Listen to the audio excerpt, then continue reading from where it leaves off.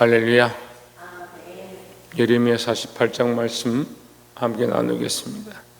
예레미야서에서 가장 긴 말씀 중에 하나인데 이제 예레미야서도 마무리가 되어 갑니다. 하나님께서 예레미야를 통해서 우리에게 말씀하시는 말씀이다. 이 예레미야를 통해 예언하시는데 이스라엘의 멸망과 이 모압 땅의 멸망까지도 오늘 본문을 통해서 얘기하고 있습니다. 모압의 멸망을 왜 기록하느냐? 그들은 평안하고 아무 문제가 없다라고 생각하고 있습니다. 특별히 이스라엘이 망하니까 자신들은 잘하고 있다, 그렇게 착각하는 거죠. 우리가 믿음 안에 있어서 날마다 하나님께 기준을 삼고 누가 고통을 당하고 어려운 문제가 생기면 나도 근신하고 깨어서 그 사람을 위해서 기도하고 나도 정신을 차려야 된다라는 거죠. 그래서 우리가 늘 반면교사를 삼고 믿음으로 서는 것들이 중요하다라는 겁니다. 바리새인들 서기관들이 믿음으로 살지 아니하고 예수 그리스도를 알아보지 못하고 결국 예수 그리스도를 십자가에 못 박는데 일조하죠. 우리가 그 모습을 보면서 오늘날 우리의 신앙이 그러한 모습이 아닌가 점검해 봐야 된다라는 거죠. 본문의 말씀 보겠습니다. 48장 1절에 모압에 관한 것이라. 다시 말하면 모압에 대한 경고다 이 말이죠. 누가 말씀하시냐? 만군의 여호와 이스라엘의 하나님께서 이와 같이 말씀하시되 했습니다. 하나님께서 누구를 통하여 말씀하시느냐? 예레미야를 통하여 말씀하십니다. 그러면 여러분 경고는 뭡니까? 경고는 뭐예요? 정신을 차리라는 거죠. 예배하라는 거고 돌이키라는 거죠. 정신을 차리지 않냐고 돌이키지 않으면 이 경고는 결국 어떻게 됩니까? 그 사람에게 그들이 임한다라는 거죠. 그래서 하나님께서는 우리에게도 경고하시고 이 모압에도 경고하시고 이방 나라에도 경고하시고 믿는 자든 믿지 않는 자든 똑같이 경고하시는 겁니다.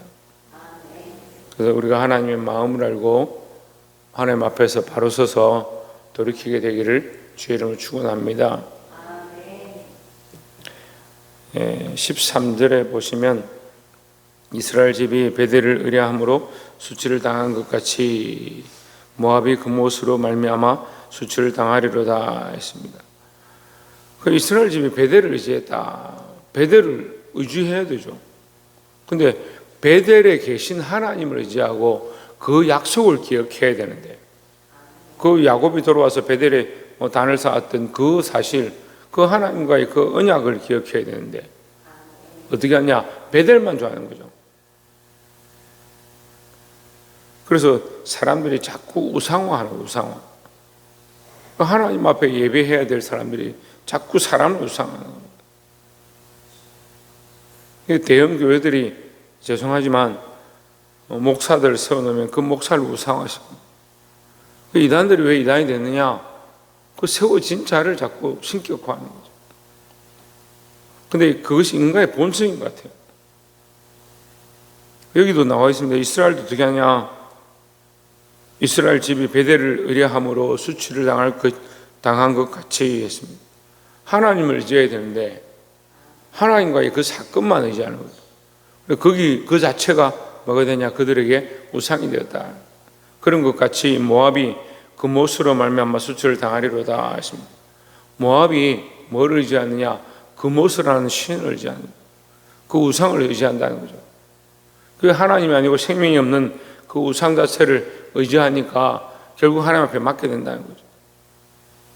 14절에 너희가 어찌하여 말하기를 우리는 용사요 능란한 전사라 하느냐? 우리가 그 못을 의지하고 우리가 나름대로 잘 살아보니까 괜찮더라, 번성하고 아무 문제가 없더라, 오랫동안 우리가 이렇게 잘 지냈으니까 괜찮다, 우리는 여전히 뭐 하겠다? 그 못을 섬기겠다라는 거죠.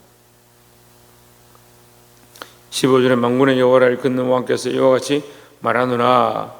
모압이 황폐하였도다. 그 성읍들은 사라졌고 그 선택받은 장정들은 내려가서 죽임을 당하리라 했습니다. 너희가 의지하는 그 장정, 그 군사, 너희가 의지하는 그 신들 다 망하게 될 것이다라는 거죠. 왜 그러냐? 너희가 하나님을 의지하지 않았기 때문이다. 우리도 어떻게 해야 됩니까? 그러면 우리도 점검해 봐야 됩니다. 내가 하나님을 의지하지 않고 다른 것들을 의뢰하고 있는 것들이 얼마나 있는가? 내 육체를 의지하고 돈을 의지하고 재물을 의지하고 세상을 의지하고 내 지식을 의지하는 것들이 얼마나 있는가? 나는 이렇게 하면 된다. 너는 살아오는 방식도 이거고 이렇게 살아보니까 별 문제가 없고 이렇게 하니까 다 되더라. 그래서 사람들은 원래 자기를 의지해요. 저도 하나님 앞에 항상 회개할 때 어떻게 하느냐 보면 제가 저를 의지하다가 걸려 넘어질 때가 많이 있는 거예요. 내가 하나님 뜻을 따라 살아간다 이렇게 하고 걸어가고 있는데 한참 가다 보면 하나님 잊어버리고 나는 걸어가고 있는 거죠. 그리스도를 따라서 예수 그리스도와 함께 하나님께로 가는 게 아니고 자꾸 같이 가는 것 같이 하다가 나중에 그리스도도 잊어버리고 하나님도 잊어버리고 나 혼자 가고 있는 거예요. 교회 안에 있다고 성경을 보고 있다고 기도하고 있다고 찬송하고 있다고 나름대로 신앙생활 하고 있으니까 아니요. 하나님을 인격적으로 만나고 그리스도와 영적 교제 가운데 있지 아니하면 우리는 뭘 하고 있느냐? 껍데기만 가지고 있는 거예요. 그러니까 성경에서 항상 있는 사람이 누구요? 바리새인과 서기관들입니다. 왜 그들이 하나님 예수님 앞에 책망받느냐? 뭐 회칠한 무덤입니다. 껍데기만 있다니 껍데기만. 근데 그 모습이 이스라엘의 모습이고 이스라엘이 베델을 의지하고 여기 모압이 그 모습을 의지하는 것과 똑같다라고 말씀하시는 겁니다. 여러분 껍질이 아니라 속 사람이 하나님과의 관계 안에 영적 교제 가운데 살아계신 하나님과의 인격적인 관계 가운데 나아가게 되기를 주의 이름으로 축원합니다.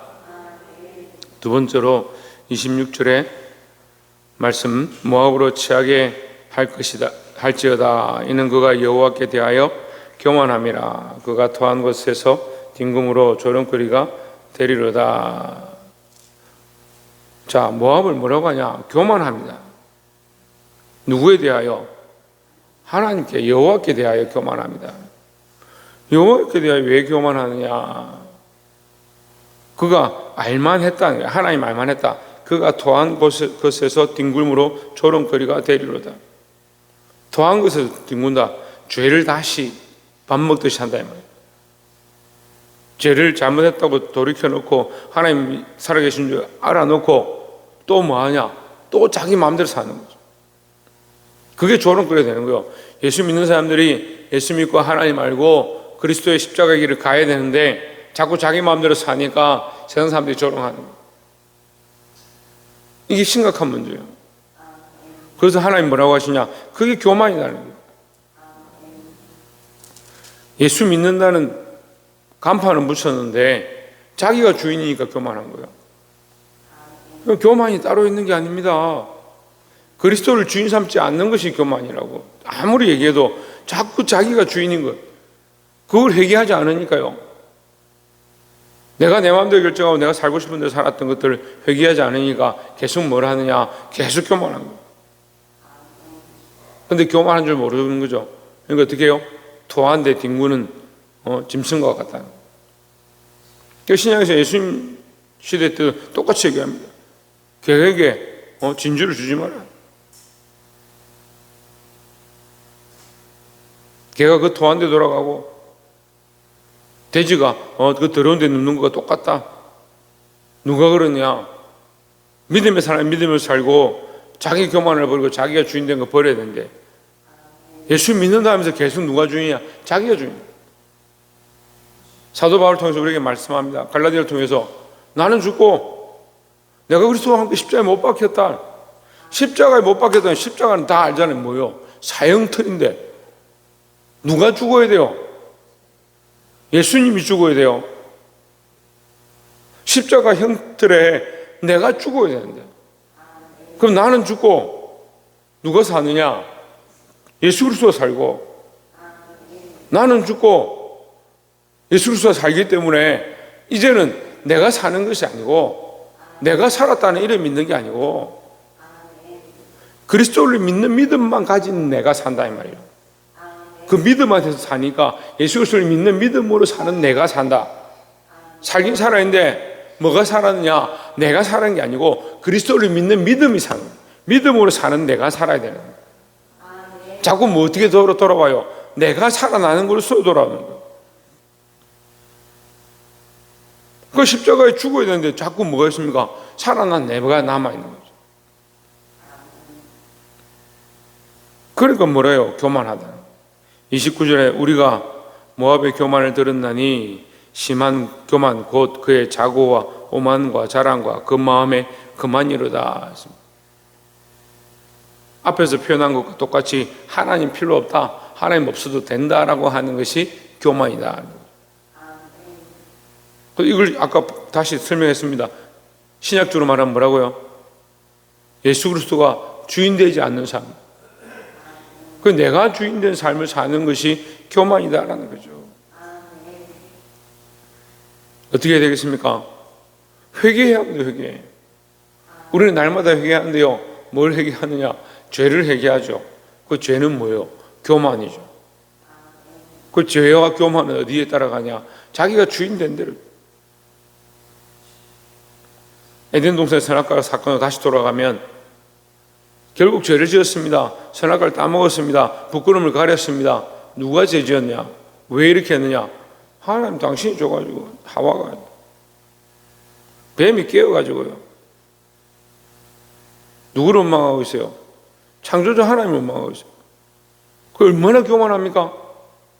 죄는 자기가 졌는데 누구에게 돌리냐? 하나님께 돌리는. 하나님께 영광을 돌리라고 하는데 인생이 뭐 하고 있습니까? 자기가 주인 되어서 자기 교만만 자랑하고 자기가 살아왔던 삶만 자랑하고.